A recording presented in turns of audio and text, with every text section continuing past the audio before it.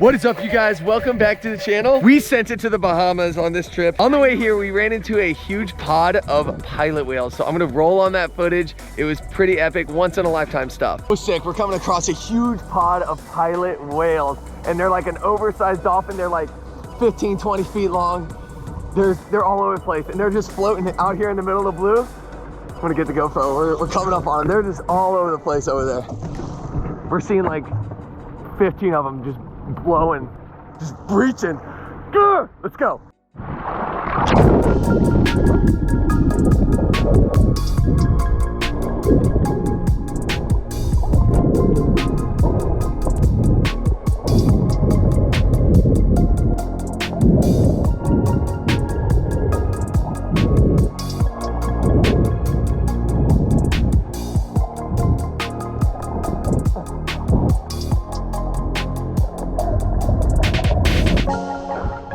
Awesome. Woo, that's sick.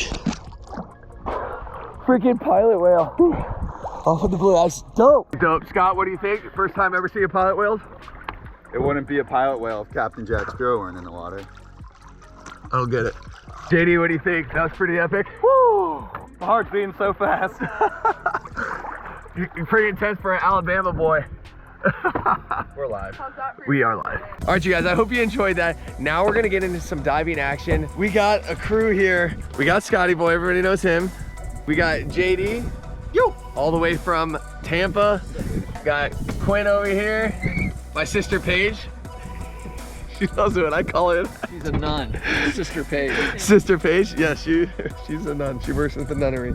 We're gonna start off diving at about 60 feet. All primitive gear this trip. I'm gonna be rocking that Hawaiian sling, maybe some pole spear, but I will see you guys in the water for some intense diving action. All right, everybody, welcome back underwater. So now I'm gonna do these voiceovers and I'll basically walk you through everything that goes through my mind when I'm diving out here in the Bahamas. So now what you got is my first drop. And it's kind of just a scouting mission. I'm going down, kind of checking out the live, seeing the terrain that I'm working with. And we're at about 50 to 60 feet on this drop. So you can see it's obviously loaded with mango snapper. And those things are delicious. And pretty much every one of those is legal, but it's not like a stud. And that's really what we're going for. We're being selective. We're choosing exactly what fish we want, and all these are small. Now if I threw a fishing line down there, they would probably smoke it immediately and I'd pick up a bunch of small mangroves, but now I'm looking for one big mangrove. And but I'm not really rushing it on this drop. This, like I said, it's my first drop and I'm kind of just getting a layout of the land. And now that was the first drop and the only drop where I don't shoot something on it. So from this point forward, you're gonna see me really slaying some fish, and I'm really in the same area. And we saw a couple grouper darting in and out of holes, some little guys, and so I'm just very aware on this dive. I'm again just looking around. I have my flashlight. I'm kind of poking it around, looking through different holes, and kind of towards the end of my dive, I see a absolute giant. So you can see me. I see there's a big gap right there, and I kind of look over and I see the edge of a big black grouper, and now I could tell it's big just by the mass of it. And I try to get as close as I could to the gills, and I just let it rip. And whenever I looked in there, I could see that he was still breathing and still alive, so I didn't brain him or stone him.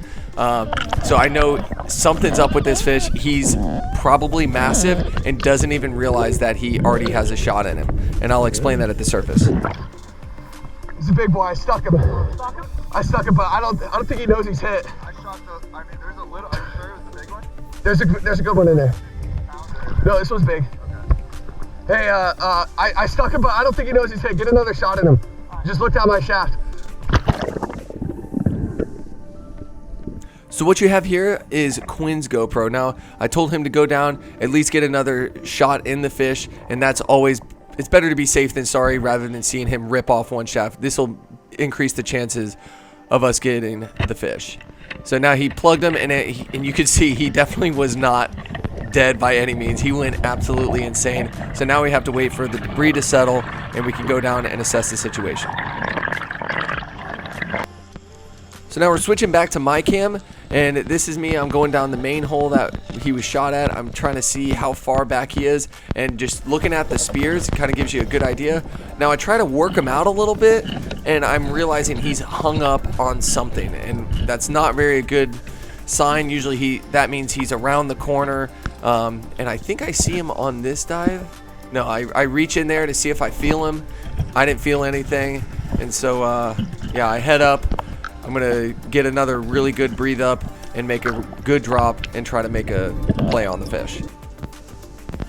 So now when you have all the buddies there, it's good to alternate dives. You get a lot more accomplished. And on this dive, I went down, looked in a random hole, and you can see the fish there. Now he's upside down, so the best situation, if you can get your hands on the fish, which I can at this point, you want to get your knife, and that's what I did. I got my knife out, and you can see me grabbing a hold of the fish in his gills, which is probably the best option, and try to knife his brain. The problem on this is his brain is pinned against the rock, and I can't get my hand around to the other side. So I try to brain him from the side, which I think does a really good hurting on him, but I don't think it's enough to actually brain the fish. So now that I know where the fish is, how he's hung up, how he's laying in the hole, now I'm going to go up, kind of give a little scouting report to the guys and let them know what's up. You see his whole body. It's like his whole body's out. So he's this way. Yeah, his whole body's out on where that hole I was in, but his belly's faced me. I got in his gill and I tried to get his brain, but I can't get around because his like back is up against the rock. Like the back of his head is up against the rock. He's just gotta come out now. For sure. Or if I brain him, you can just slide him back out. But he's trying to go into a different hole. That's why he's around the corner. That's why we're not able to pull him out that hole. Yeah, you know what? I'm thinking if somebody pulled while I pulled him out of that direction he was going, and then I could push him out. Maybe. So now Scott dove right before this and basically told me the whole fish's body was out, and I think that's because a little bit of slack gave on the spears. As you can see, his body is, oh, and I think Scott grabbed his tail and kind of shimmied him out of there a little bit, and now the top of his head is way more visible, which makes it way more possible for me to get a brain knife kill on the fish. So now I get his tail. I'm pretty sure I brained him at this point. I'm not sure, but either way, I try to work him. Oh no, there you go. I see the top of his head right now, and I got my knife already in my hand, so I'm ready to go and try to get that brain shot on him. And I think I got him. At one point, he does like kind of do that little mouth flex, which means they're, you know, kind of they pass away and they die, which is great because he's put out of his misery. But the best part is, now that the fish is gone limp, I can adjust him and I turn him so he should slide out the same hole that we shot him in, and hopefully we can land him pretty easy from this point on. All right, so I think I brained him and I flipped him and he's ready to go out the other side. He's ready to go back out the side we shot him in. I brained him and I flipped him, and he was like limp, and I almost pushed it, but I ran out of air. I was down there. Oh, good. Yeah. No, he's ready to go out that side. Okay. Because right at the end, that helped. Right at the end, I flipped him. I was braining him, and I flipped him, and I think he's ready to go out this side. So you didn't see it before, but Scott went down, tugged on the spears, and was able to pull the fish all the way to the mouth of the hole. Basically just a layup for me to go down there, grab the rest of the fish, and you can see my sling spear was bent super sideways and kind of wedged in there, so I had to work that out a little bit. But once that was done, fish was freed up. Had to make sure I grabbed everything. Nothing was hung up on the bottom. And if something ever is hung up on the bottom, don't stress it. You have plenty of divers there, and go ahead and just drop it if you have to. Definitely not worth your life, but stoked that we were able to get this fish. some good teamwork that went involved, and it was probably within about 5 to 10 minutes of diving, so pretty stoked on this guy.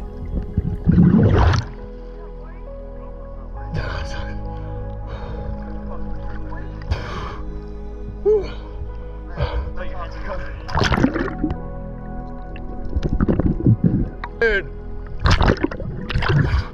not bad for a season opener. On the sling. Oh, that's a good one. No, it's probably maybe 35, 40. He's 40. Oh, hey.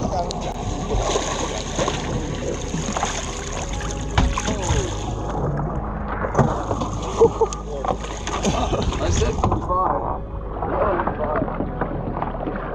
Dude. Good shit. On the sling. Scott's Pots produced. Scott's Pots. That's a big one. Dude, that's a mutton. Oh, shit. Oh my god. I have my GoPro on. Oh. So this was hilarious. I was prepping to get ready to go in, and Quinn had made a quick drop right before I got in and landed this stud mutton.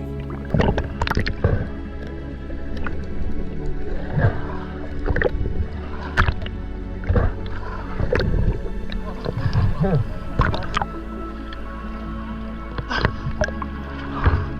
thought he was a Camaro.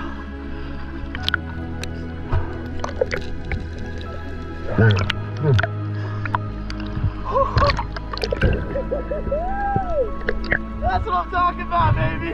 Dude, that's a good one. Hell yeah. Dude. That's a 15-pounder. Look, he'd already been shot. That's what you shot him for once? Someone shot him on the reef. It might have been them. And Hey. look at the scrape on his head. Dang, dude.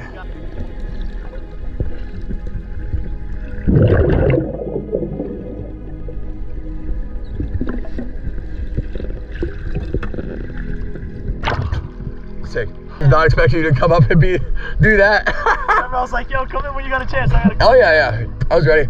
Look at that shot I put on. I know, that's a good shot right through the face. He literally came. He ain't coming off. He came around the hole. I waited for him to come around, and I just stuck him. He froze. I thought I stoned him, and then he just went nuts. That's awesome, dude. Crazy. Hell yeah, that's a good mutton. We got room for him in that fish bag too. That's my biggest ever. Now, when I was making my way over to Scott and Paige, I see this stud hog that Paige went down and plugged, and she just said she couldn't resist. Nice, Paige. Yeah, you should have seen. I was looking for Scott's button, and I turned, and he was just swimming right next to me. So Nice. So now I was following Scott, and he was trailing this big black grouper, and he made a drop, shot him with the pole spear, and he said get another shaft in him because the sharks are coming in. So I see him out there in the open, and I make sure I get a backup shot. So now whenever I shot, there was hardly any penetration because I hit him right in the top of the skull, and but I saw that the shot was really good that Scott put in him, and we used some really good teamwork. He saw me, and he came and worked him out of the same hole that he shot him in, and the hole was plenty big enough for this fish to come out of the same hole, but he just needed a little bit of guidance, and that's what I was down there doing. I kind of was able to guide the grouper out and also retrieve my spear, and I'm actually really happy that that spear didn't penetrate, because then I would have had to feed my spear through the other side to get the fish out, and it could have been a whole ordeal. So luckily we landed him right, and it was a stud fish of the trip. Oh, shit, boys. That's how long it should take to land a 50-pound black. You guys, you shot him? Dude. I shot him, yeah. Dude, my spear didn't get penetrate. I went right into the skull and just like stopped. I was like full draw too. oh, another little grouper. I'm gonna drown you. Do you think that one's 35? I think this is a 45er. Hang on. Oh, he wasn't kidding. Oh, look at that rod. Holy Grab that rod. Yeah, that's all right. Whew. Oh, he's 60. I'm going up on the little ones. We're shooting all the little ones for you, so we're saving the big ones for you.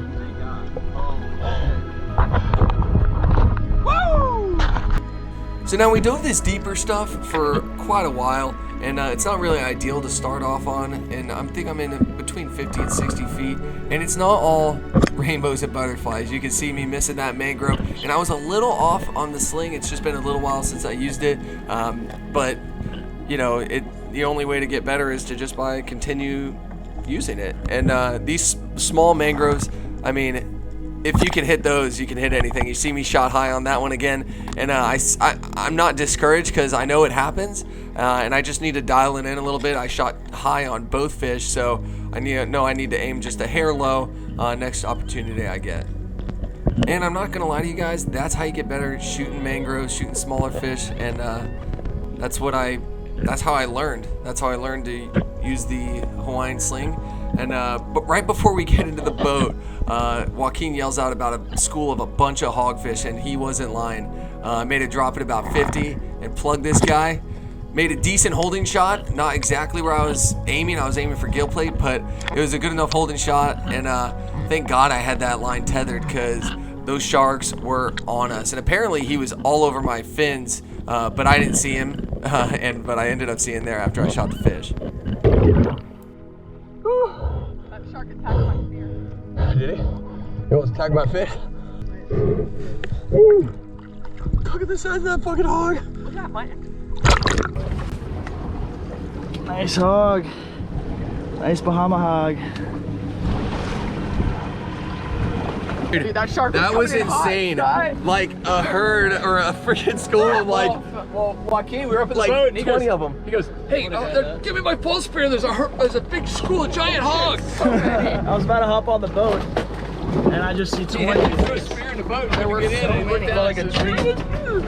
Dude, that was insane. I don't think I've ever seen that many hogs together. You guys That was insane, dude. That was a frenzy. And they said the shark was on my butt. Yeah, it was right on your fins. I thought it fit your fin. That was insane. Alright, wild. Go get All right. closer. Hog 5. Like, Hog 5. on that real safe view. Yeah, let's get him out. I know, right? Yeah. Because he was going after him, and I just pulled him in. Yeah, either the shark would have got it, or you would have. The shark would have got it. Yeah. Because you would have had to leave it down there. Yeah, the good thing I have the reel on my Hawaiian that I attached, because, for real. Because, 100% that I wouldn't have been able to catch up to the hogfish, because he was booking it and that shark was after him. Yeah, it was That's insane. Yeah, the sharks were fired up. Time to move. So now we're back in some shallower stuff, and my goal is to get JD his first hogfish ever. And he makes a drop, solid hogfish, lands him perfectly with that predator pole spear, and I was just letting him use it because he didn't have really a super reliable pole spear. And if you're thinking about starting off those predators, that's the way to go. And he lands this fish, slip tip deploy perfectly, good fish. Nice, dude. Nice. I got you. I was right behind you. I got you on video. Is it easy? It's easier than they said it would be, right, Jam? Right. Dude, that's a good fish. That's a good one. So we jumped into this next spot, and once I hit the water, I saw a nice Almaco jack. I know the smoker is ready at home, so I go ahead and give him the shaft. And now when I jumped in, I forgot my right-handed glove, so it kind of threw me off a bit. I wasn't really anticipating that, and when I went to draw back, I realized that I only had one glove on, which isn't ideal, especially when you're hunting primitively like that. And I saw a mutton down there at the bottom, and I'm doing something called walking the dog. Now I'm letting the fish kind of hang out down there, and that mutton kind of comes in and is a little curious, and I know Scott has his eye on him, and he makes a drop on him. Unfortunately, on this drop, he doesn't get the mutton, but you can see those sharks are pretty fired up, and so that's when it was my cue to bring the fish all the way in. But what the good news is, that mutton ended up circling around and coming back and giving Scotty Boy another opportunity at him, and you can watch this pan out.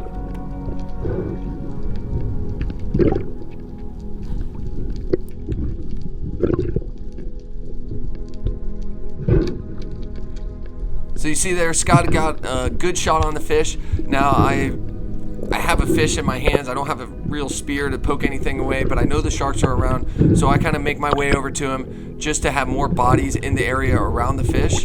It makes it a little more hesitant for the sharks to come in and take a bite. As always, make sure you bleed those fish. Make sure you preserve that meat. It makes it for some delicious fillets. So now next spot, drop in. Same thing, dive in some shallow stuff.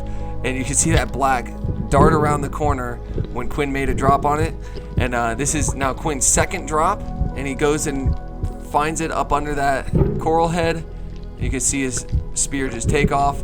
And it's a pretty awesome clip because that fish just darts out of the crack and starts running everywhere with his pole spear. Now he doesn't have his pole spear attached to a belt reel, but that's not super essential when you're in the Bahamas, when you're diving this reefy stuff, because more than likely once a fish is stuck, they're going to be trying to get into cover. So they're not going to just swim to open water. If they get hurt, if they get injured or stuck with the spear, they're going to try to find some kind of safe haven, some cover, some ledges, some holes, and most likely they'll rock up, and that's exactly what this guy did. So on the next dive, Quinn actually went down and pulled the fish out, brained him, and he didn't quite brain him on that drop because I think he ran out of air, but you could see them do this little lip flex. Got him in the brain right there. So I knew he was completely limp, ready to slide back through the hole, the one where the pole spear is, and you can see me kind of tucking him up under there. And I try to get him on this dive, but he gets a little hung up on some kind of reef under there, and that tends to happen. It's not a big deal, but the main thing is just don't try to like force it and freak out and run out of air and kill yourself. Best bet is you can see it's kind of like stuck on something there, so I kind of just let it be, and I'm pretty sure Quinn can take care of it, which he does on this drop. He goes down, gets him all the way out, and lands his I think this might be his personal best black, especially on pole spear.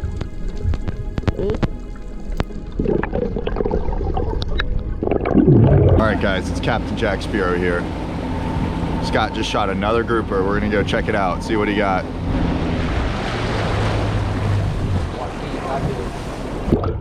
Hell yeah, dude. Good job. Oh my god. Big boy. Okay, you got it in the water real quick. Yeah, Yeah, did you already brand him? I did. Yeah. In the Brained hole. him in the hole. Holy crap. Nuts, Fit a right? whole hand in there. Now what are we gonna do? So now, once we get a fish, we usually move spots because we don't want to like just keep getting a bunch of black grouper. And Scotty goes down, plugs this black, stoned him, but then he's like sprung back to life, and the slip tip was barely in. So he makes sure Paige knows, and Paige gets the second shot on him. Hey, Shoot him. that tip's about to come out. There she goes, making sure everything's clear, gets another shot, and now you know that fish is done for. And then we'll also brain him once we get him in our hands to make sure nothing else happens. And so what's really funny is just seconds later, Paige told me a big Spearo mackerel was coming in, so I chucked my throw flasher, and now normally they take off right after, but the flow throw flasher went all the way down, the mackerel circled back around, I made a drop and landed a good shot on the fish. Now, mackerel are really tough. To go for a headshot is a little difficult, especially because most of the time they're tailing away from you. I usually go mid-body or back thirds on Spearo mackerel, and you can see this shot holds even with a giant flopper shaft in it. It still holds, which is good, and you can see me not putting a ton of pressure.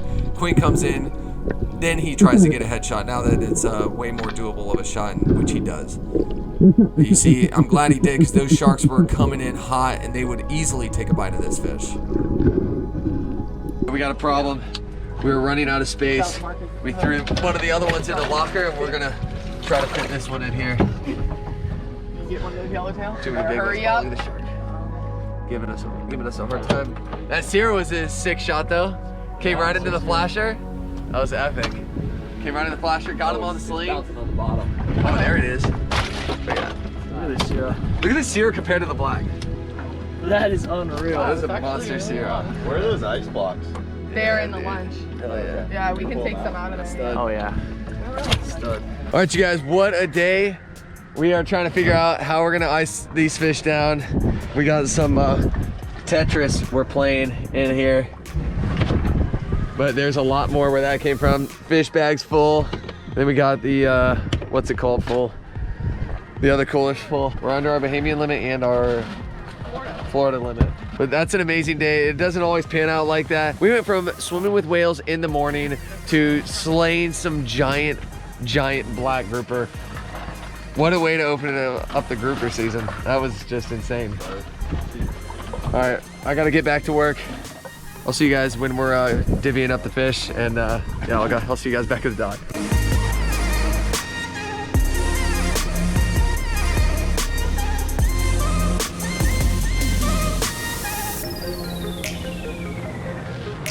All right, we back at the crib. Look at these studs, big boys. My foot. That ain't right. That ain't right. Hosses. Look at that mutton, dude. The mutton's almost the size of the grouper. It's a freaking tank. Dude, not bad for your first time diving, right? Yeah, first time ever. Never known my life. Look at that.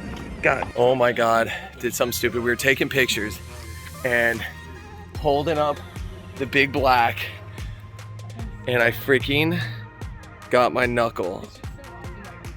It is like, I saw this thing swimming. He was just like almost to the bone. Look at that. Oh.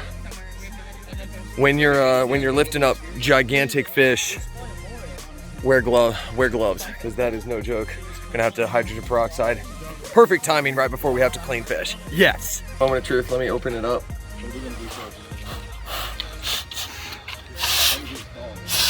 All right, here we go.